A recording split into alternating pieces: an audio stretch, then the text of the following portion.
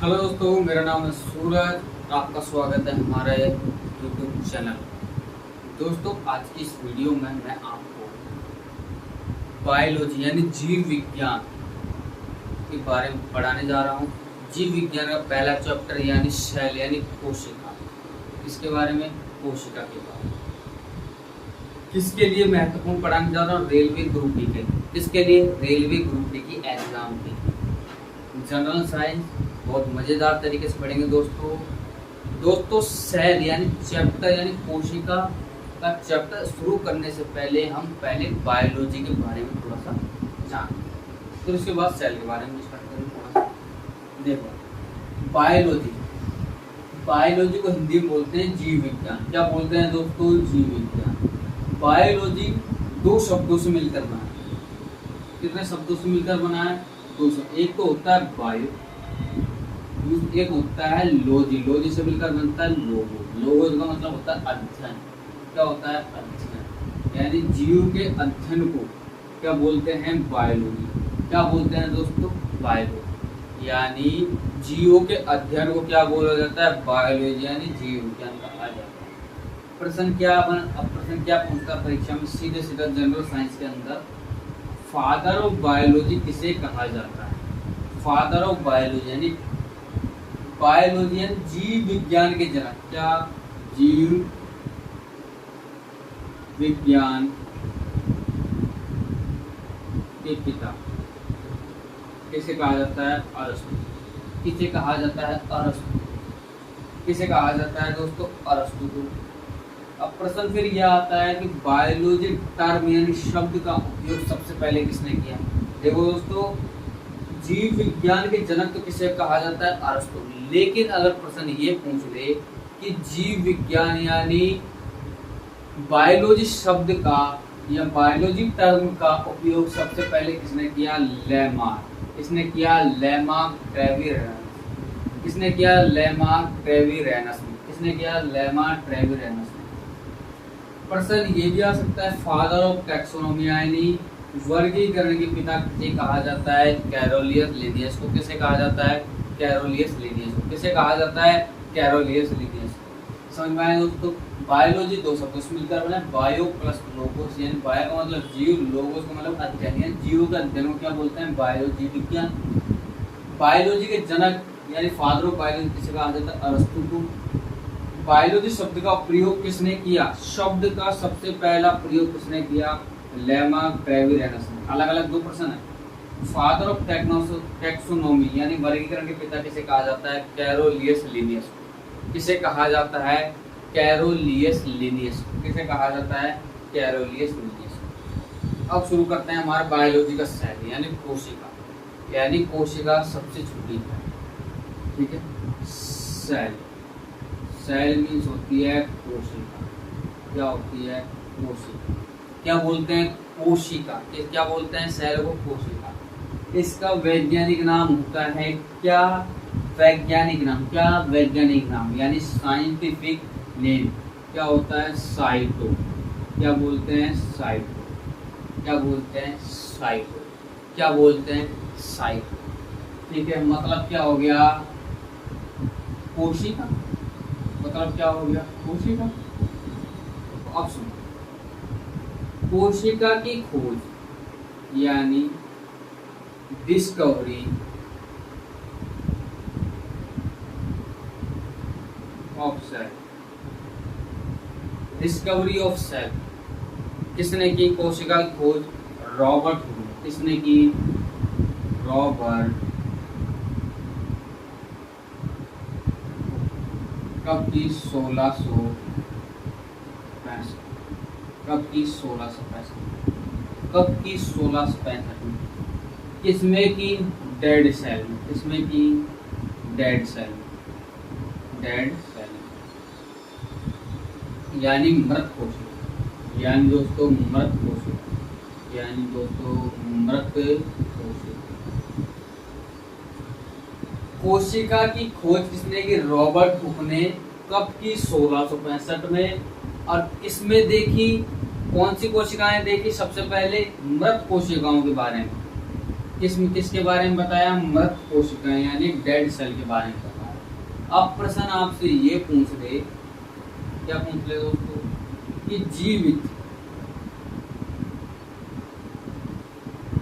Cell की खोज किसने की?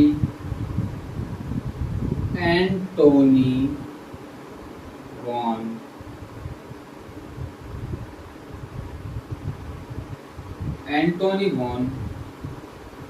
ल्यूवेनहॉक।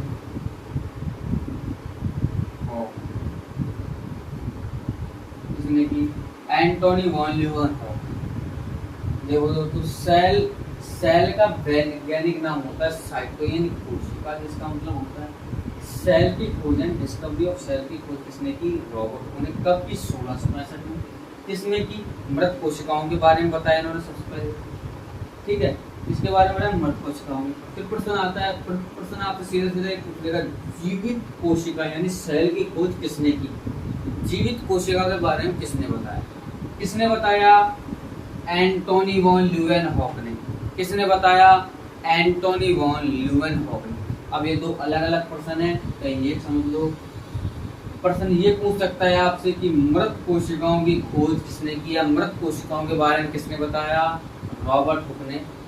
ठीक है, प्रश्न ये पूछ सकता है कि जीवित कोशिका के बारे में किसने बताया? एंटोनी वॉन ल्यूवेनहॉक ने। किसने बताया?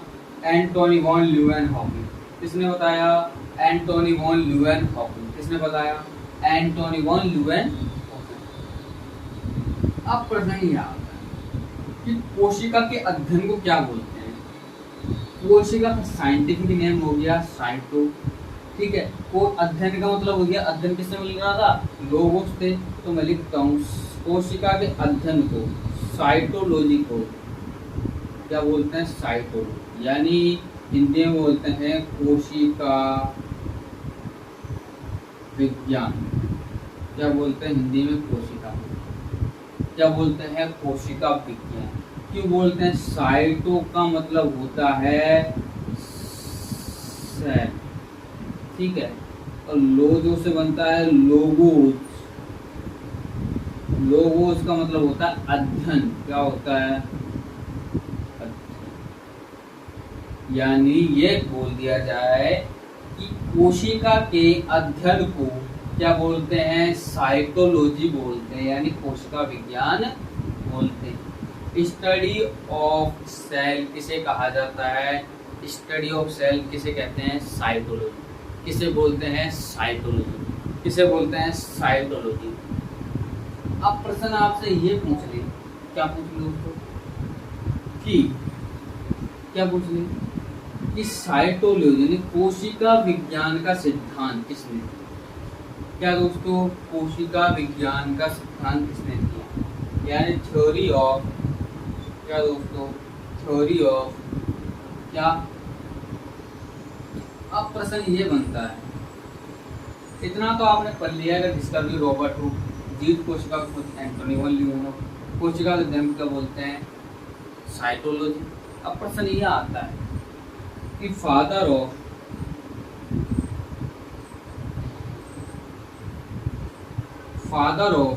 क्या? फादर ऑफ क्या? इंडियन साइटोलॉजी, यानी भारतीय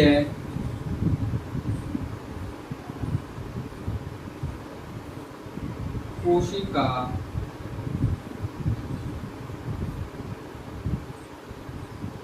विज्ञान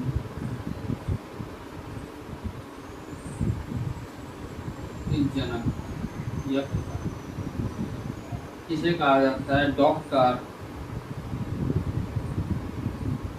A.K. शर्मा। किसे कहा जाता है? Doctor A.K. शर्मा। किस कहा जाता है? Doctor A.K. शर्मा। किसे कहा जाता है? Doctor A.K. शर्मा। ठीक है दोस्तों, फादर ऑफ इंडियन साइटोलॉजी इसे यानी कोशिका, भारतीय कोशिका विज्ञान के जनक किसे कहा जाता है? Doctor A.K. शर्मा। किसे कहा जाता है? Doctor A.K. शर्मा। किसे कहा जाता है डॉक्टर ए.के. शर्मा। अब बात आती है, अब टॉपिक है थ्योरी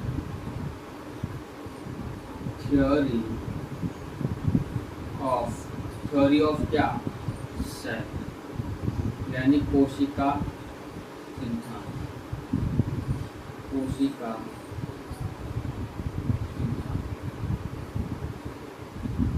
कोशिका सिद्धांत किसने दिया, स्लाइडन।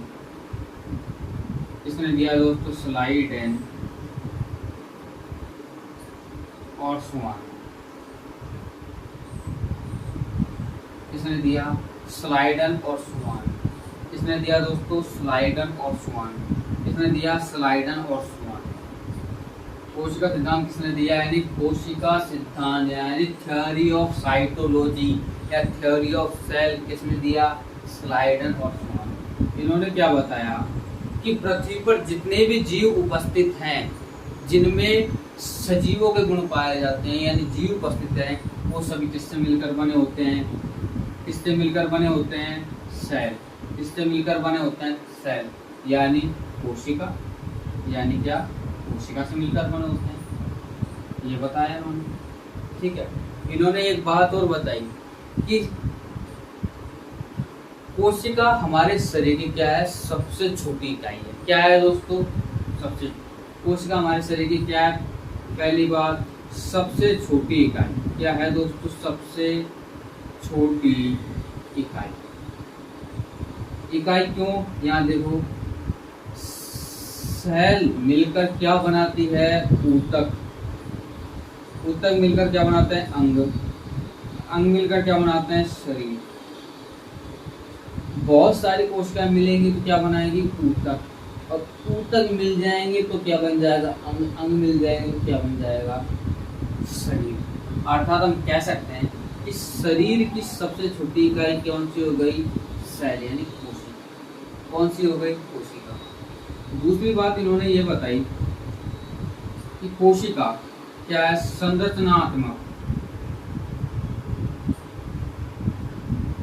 और कार्यात्मक इकाई।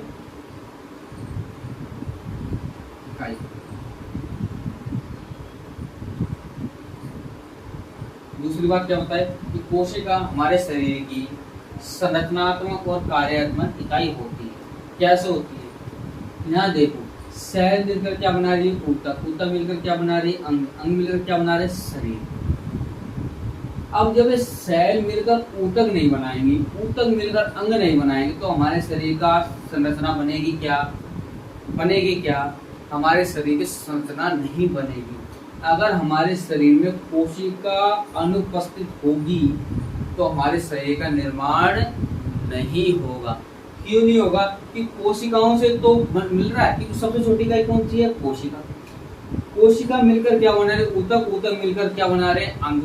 तो एक एक अंग मिलकर हमारे शरीर का क्या करते हैं, निर्माण करते हैं। जैसे हार्ट, जैसे हृदय, हाथ, पैर, नाक, मुंह, किडनी, ये सारे सारे क्या है, ऑर्गन हैं जो किससे मिलकर बने हैं, कोशिका से मिलकर बने हैं, कोशिका और ऊतक से। ये सारे अंग मिलकर, अगर ये सारे अंग हमारे शरीर निकाल दिए जाए तो हमारे शरीर का निर्माण होगा क्या, नहीं होगा। क्यों नहीं होगा, क्योंकि हमारे शरीर में कोशिका ही नहीं है, इसलिए हमारे शरीर का निर्माण नहीं होगा। क्या दोस्तों, इसलिए हमारे शरीर की क्या है, कोशिका संरचनात्मक और कार्यात्मक इकाई है। अगर हमारे शरीर में कोशिका नहीं होगी तो हमारे शरीर का निर्माण भी नहीं होगा। अगर तो हमारे शरीर से ये अंग निकाल दिए जाए तो हमारा शरीर बचेगा क्या, नहीं बचेगा।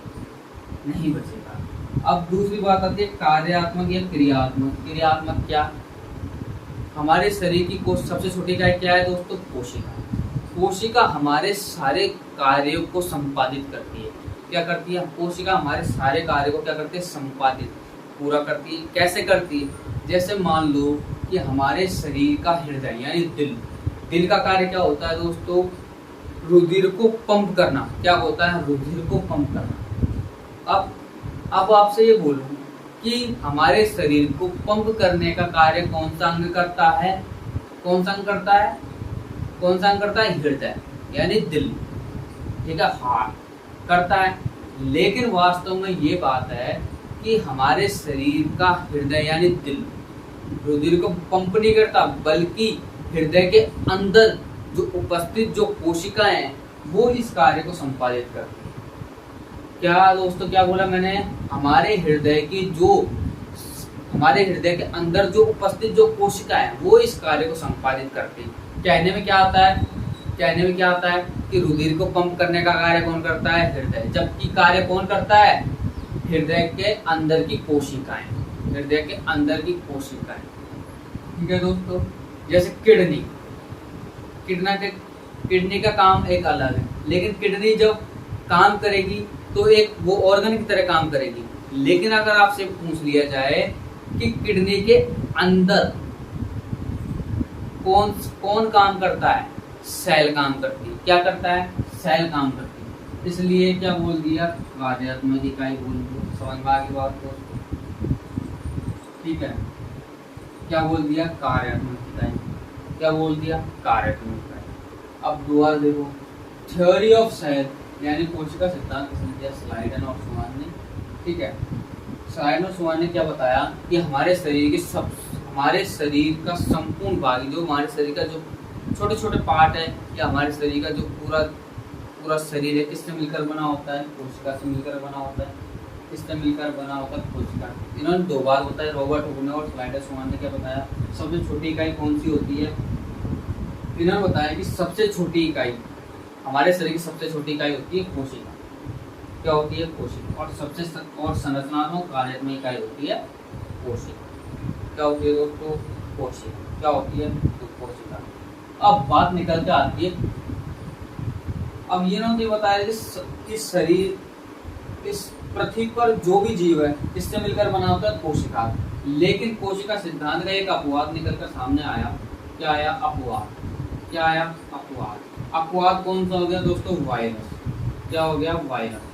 कोशिका सिद्धांत का ये वायरस क्या है? अपवाद है। क्या है दोस्तों? अपवाद। अपवाद कैसे है? जब वायरस हमारे शरीर के बाहर होता है। क्या होता है दोस्तों? बाहर। तो ये किसकी तरह व्यवहार करता है? मृत की तरह। किसकी तरह? मृत की तरह। इसकी तरह व्यवहार करता है, मृत की तरह। अर्थात ये कैसा होता है? निष्क्रिय।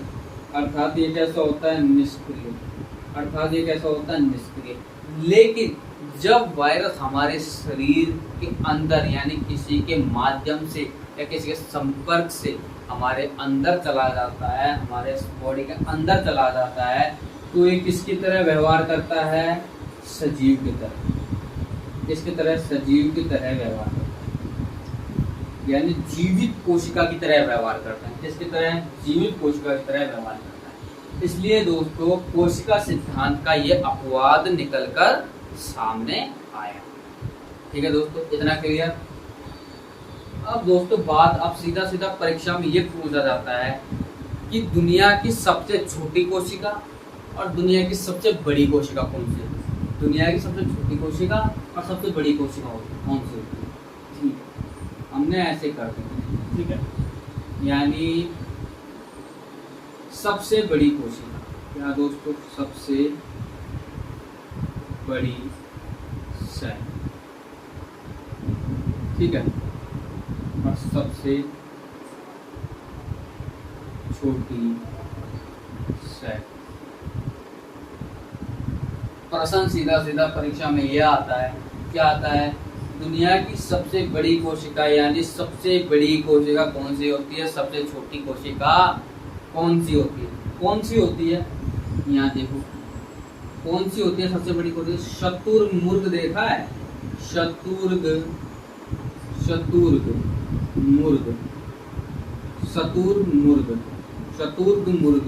का अंडा। शतुर्मुर्ग का अंडा क्या है? सबसे बड़ी कोशिका। और सबसे छोटी कोशिका कौन सी होती है? माइकोप्लाज्म या माइकोप्लाज्म। क्या दोस्तों? माइकोप्लाज्म। ठीक है, क्या दोस्तों? सबसे बड़ी कोशिका कौन सी होती है? दुनिया की शतुर्मुर्ग का अंडा, जो कि सिंगल सेल्यूलर होता है। और सबसे बड़ी कोशिका और सबसे छोटी कोशिका होती है माइकोप्लाज्मा। सबसे बड़ी कोशिका शुतुरमुर्ग का अंडा, सबसे छोटी कोशिका माइकोप्लाज्मा। कौन सी? माइकोप्लाज्मा। अब प्रश्न सीधा यह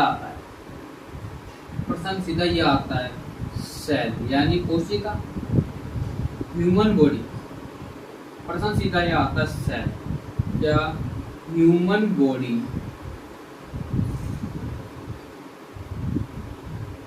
बॉडी, यानी मानव शरीर। क्या दोस्तों? मानव शरीर। ठीक है, मानव शरीर की सबसे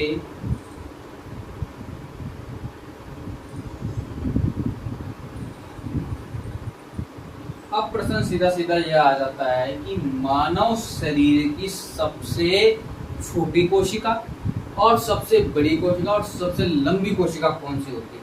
सीधे सीधे एग्जाम में, पिछली ग्रुप डी के एग्जाम में पूछा गया है। तो चलिए दोस्तों देखते हैं। मानव शरीर की यानी ह्यूमन बॉडी की सबसे बड़ी सेल, सबसे बड़ी सेल। ठीक है, दूसरा है सबसे छोटी सेल। ठीक है दोस्तों, और तीसरा है सबसे लंबी।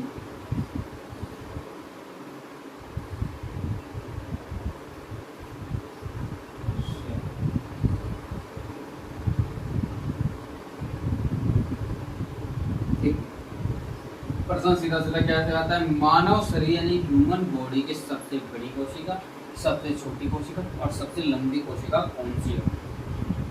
सबसे बड़ी कोशिका तो होती है दोस्तों अंडाणु। क्या दोस्तों? अंडाणु। क्या होती है? अंडाणु, जिसे इंग्लिश में क्या बोलते हैं? ओवम। क्या बोलते हैं? ओवम। अंडाणु कहाँ पाया जाता है? मादाओं में। ठीक है, ह्यूमन बॉडी यानी मादाओं में सबसे छोटी कोशिका सबसे बड़ी कोशिका पाई जाती है अंडाणु यानी ओवम। सबसे छोटी कोशिका किसमें पाई जाती है? नर में। कौन सी? स्पर्म यानी शुक्राणु। यानी क्या? शुक्राणु। यानी क्या? शुक्राणु। और सबसे लंबी कोशिका होती है न्यूरॉन।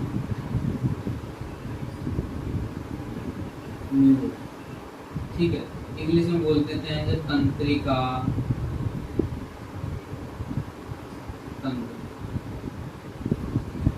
क्या बोल देते हैं? तंत्रिका। अब यहाँ सेल यानी कोशिका। दुनिया की सबसे बड़ी कोशिका इसकी होती है शुतुरमुर्ग के अंडे की, और सबसे छोटी कोशिका होती है माइकोप्लाज्मा। ठीक है, अब प्रश्न यह आता है सीधा सीधा कि ह्यूमन बॉडी यानी मानव शरीर की सबसे बड़ी कोशिका कौन सी होती है? यानी अंडाणु होती है। सबसे छोटी कोशिका होती है स्पर्म की यानी शुक्राणु की, और सबसे लंबी कोशिका होती है न्यूरॉन यानी तंत्रिका तंत्र। दोस्तों आशा करता हूँ आपको ये वीडियो पसंद आई होगी। पसंद आए तो दोस्तों हमारी वीडियो को लाइक करें, शेयर करें और सब्सक्राइब करें। क्या करें?